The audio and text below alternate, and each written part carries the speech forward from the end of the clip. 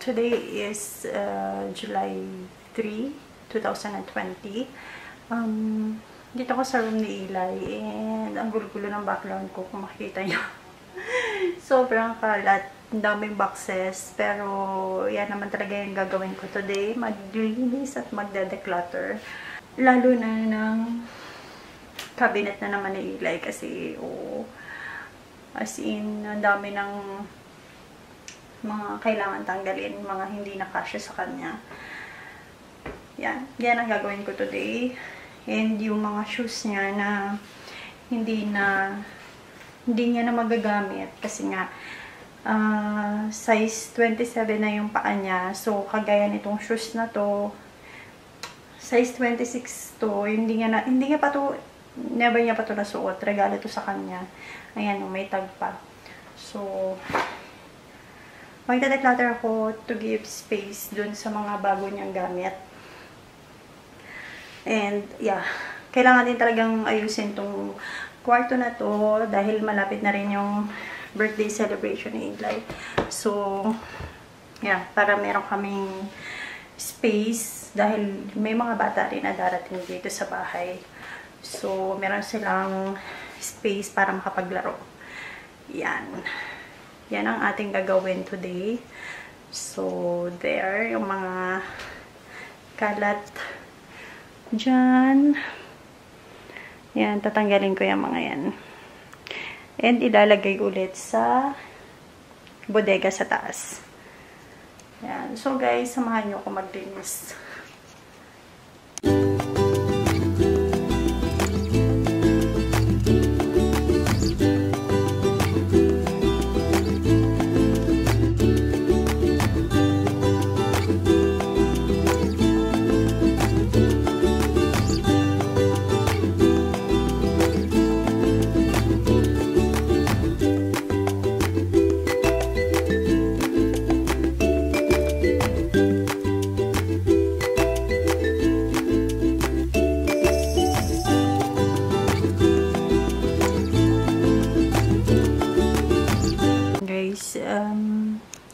Medyo nabawasan na yung mga damit. Dito ko na nilagay yung mga t-shirts niya na ginagamit. Then, mga sando. Tapos, ito yung mga pantulog niya. Summer na pantulog. Tapos, yung mga shorts niya here. And then, yung pants niya nandun sa may loob. Ito yung mga joggers niya and leggings na sinusuot niya yung summer. And then, ito mga pajamas na walang partner. So, nandyan lang sila. And then, here, since ito yung lugar na pinaglalagyan ko ng mga thermal na yung mga pang winter niya, thermal pants and long sleeves and stockings. So, dito ko na lang muna nilagay yung ilang hoodies niya and yung mga terno na sando and shorts or t-shirts and shorts. There. So, ito, hindi ko pa to binago. Hinayaan ko na lang muna siya ganyan. So, okay naman yan. Dito yung sandos niya. Ito yung mga socks niya and yung mga pang winter na medyas. Nandyan. Tapos yung mga bonnet niya. Yan. And then, ito na mawala yung pair. So, dyan lang nakalagay. Ito yung mga bibs niya. Pero, alam niyo ba, bihirang gumamit si Eli ng ganyan. O halos hindi gumagamit lang siya niyan pag lumalabas kami, nung maliit pa siya. So, iniisip ko na tanggalin na rin to. Pero, we'll see. Kasi hindi ko pa alam kung anong, baka kailangan niya pa yan pag nag-daycare siya. Pero, siguro most likely, tatanggalin ko na rin pag hindi. So, there. Tapos, dito naman sa pinakababa Ito lang yung mga pampunas niya. Yan. And yung mga ilang lampin na cotton. There. And then yung towel niya and yung kanyang robe. I think hindi na yata kasya sa kanya tong robe na to. Pang 1-year-old to 18 months. So, na lahat guys, yung mga damit na declutter ko. Sobrang dami. Apaw na yung box. And then, yung mga pang winter niya na pantulog. Diyan ko na lang muna nilagay. Yan, yung mga slippers niya. So, nandyan sila lahat sa ilalim. Since summer naman ngayon, so, sa winter ko na lang sila ulit kukuhanin. So, this one naman guys, hindi ko pa to naaayos. Kasi may mga, itong mga to, damit namin ni Daddy. Paplansyahin ko kasi, pati itong mga damit ni Eli na to. Ano, mga t-shirt. Ayan, paplansyahin ko kasi gusot na gusot. So, gusto kong plansyahin muna bago. Pero lahat ng nandyan, kasya pa sa kanya. Kaya, okay lang yan na nandyan sila. Ayan guys, yung lagayan namin ng shoes.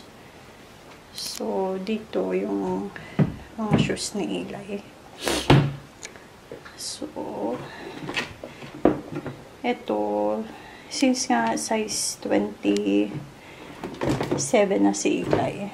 So, tatanggalin ko na itong mga shoes niya dito. And papalitan ko na ng mga pang summer. Itong space na to. So, there. And this one. So,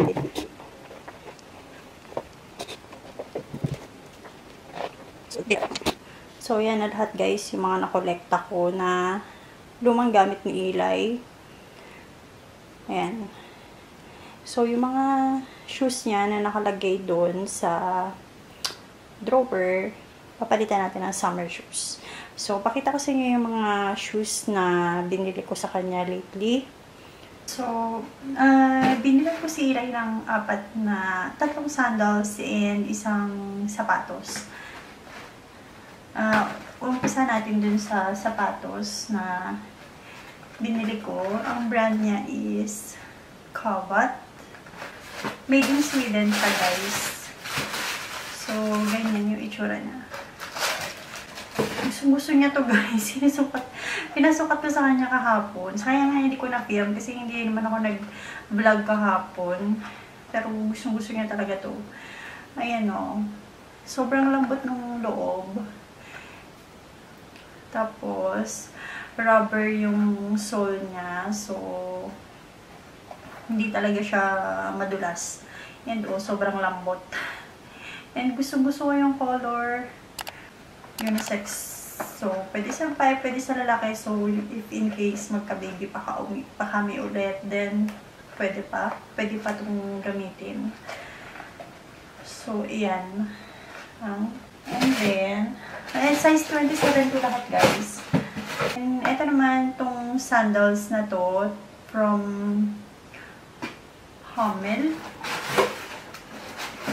I don't know how to pronounce it guys, pero ganyan siya.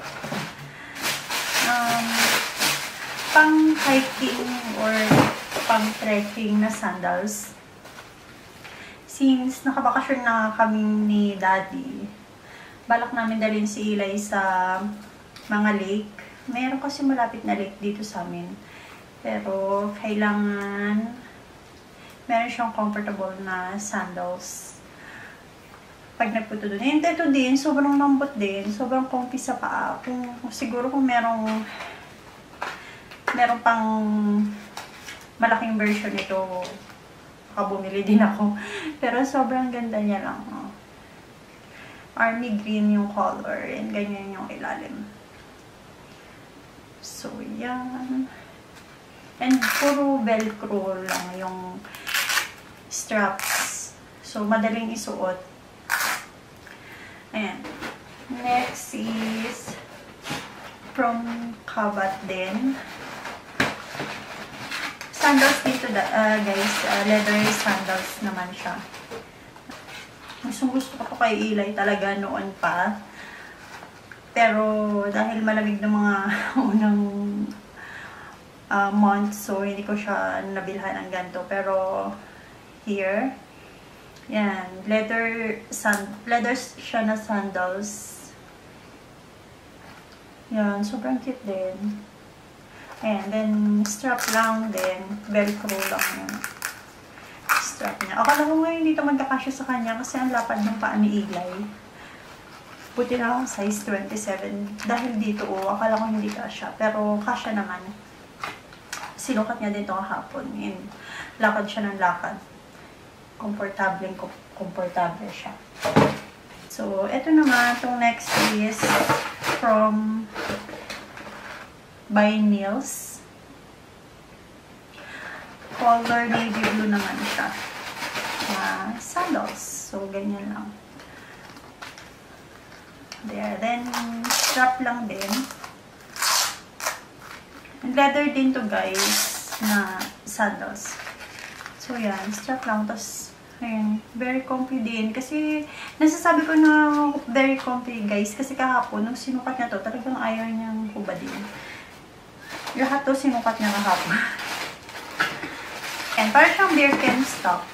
Pero, yan, by Nails yung tatak niya. Kasi hinahanapan ko siya ng Birkenstock. Kaso, laging out of stock. So, yan na lang. Super cute din naman. And, yan yung mga nabili ko sa niya. So, ito mga to, lahat to, mapupunta na dun sa shoe rack niya. Kasi, pasensya na kayo sa background ko kasi magulo. Hindi pa ako tapos mag-ayos. Yung cabinet pa lang ni Eli yung naayos ko.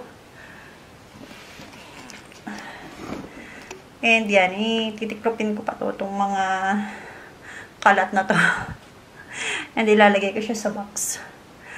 Yan, ayusin ko lang muna yung shoes ni Eli. So yan guys, nalagay ko na yung shoes ni Eli. But this time, binaba ko sila dito. Sa pinakababa. So, ayan guys, yung mga shoes ni Eli. Sa baba ko sila nilagay para makakapili din siya ng gusto niya. And maturuan ko siya na kumuha ng shoes on his own. Actually, marunong naman ang kumuha si Eli ng shoes niya. Pero, dun sa cabinet na isa, dun din kasi namin nilalagay yung ibang shoes.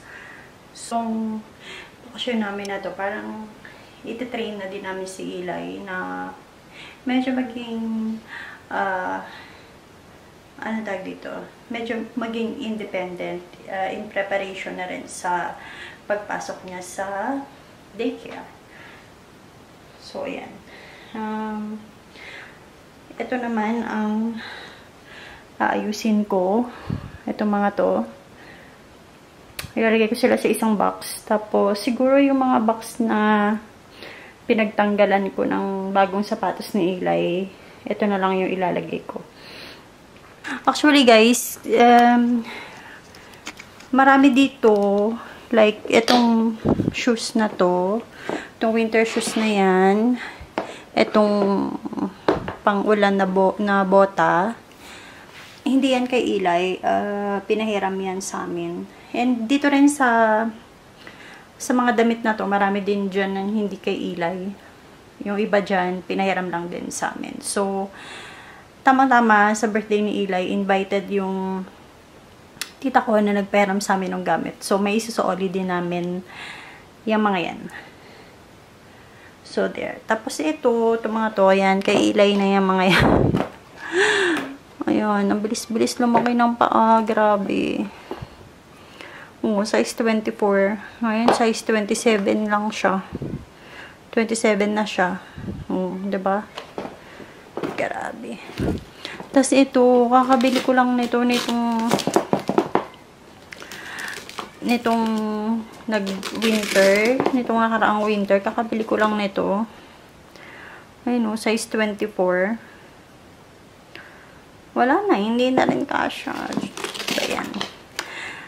So, yan. Bago matapos yung bakasyon namin ni Daddy, ipapamili namin siya ng mga kailangan niya sa daycare. Ayan. So, umpisahan ko na tong tiklopin kasi medyo madami to. Buti na lang may mga boxes kami. So, ilalagay ko sila dun sa mga box na yan.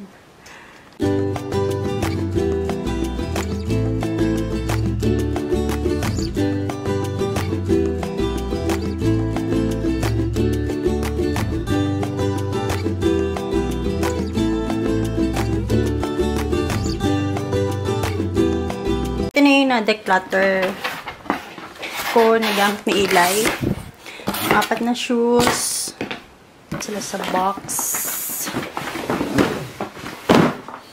And then, ito naman yung mga clothes. Eli. Say hi.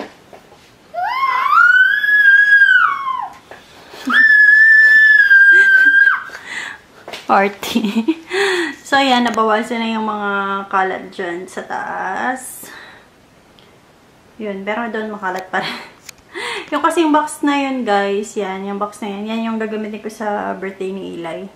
So, hindi ko pa siya matanggal. Pagka tinanggal ko siya dyan sa box, kakalat lang. So, hayaan na lang na muna dyan.